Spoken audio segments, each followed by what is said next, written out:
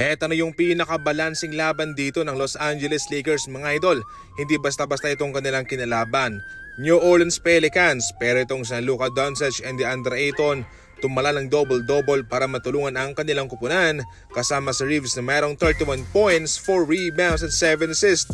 Itong si Reeves pinaka-consistent to para sa kanila. Ito yung bumubuhat sa ngayon para sa Los Angeles Lakers. Walang Luka, walang problema sa kanya. Ngayon sila nagsanib puwersa pa mga idol para kanilang matalo itong New Orleans Pelicans. Wala pa ring LeBron James at hindi pa opisyal ang kanyang pagbabalik. Ngayon pa man ay hindi nga raw matatapos ang buwang ito at siya'y tuluyang makakalaro na.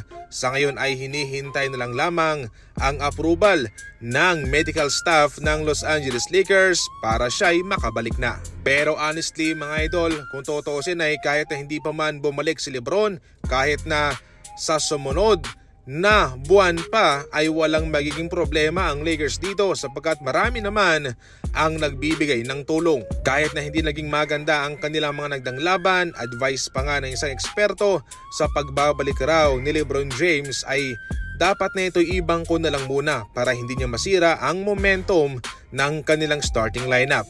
Kaya sa ngayon ay wala pong magiging problema itong Los Angeles Lakers mga idol, at kung sakaling babalik man si LeBron James ay kaagad naman silang magbibigay ng lugar para sa kanya.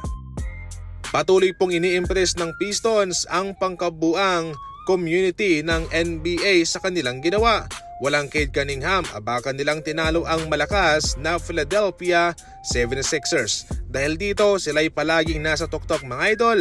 At naging consistent po itong kanilang scoring kahit na wala man yung kanilang mga star player. Sa ginawa ng Pistons sa ngayon sa kanilang laban versus Philadelphia 76ers, nasa 9-game winning streak na po sila mga idol, at first time po ito nangyari sa kanilang team since noong 2008. Grabe malaki talaga sa ngayon ang ginawang improvement nitong Detroit Pistons. Sana ay magkaroon ng most improved team itong NBA na award para sa mga kupunang nasa laylayan noon, kulelat, pero ngayon nasa tuktok, 'di ba? Nagdudumi na.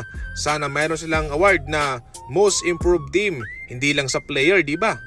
Napilayan po sa kanilang starting lineup ang Denver Nuggets sa ngayon sa pagka-injured nitong si Christian Brown, at ngayon nga ho ay magkakaroon pa ng 6 weeks recovery bago siya magkaroon ng evaluation mga idol sa kanyang ankle sprain sa kanyang kaliwang paa. Kung tutuusin, 11 points lang naman ang kanyang ina-average bilang starter.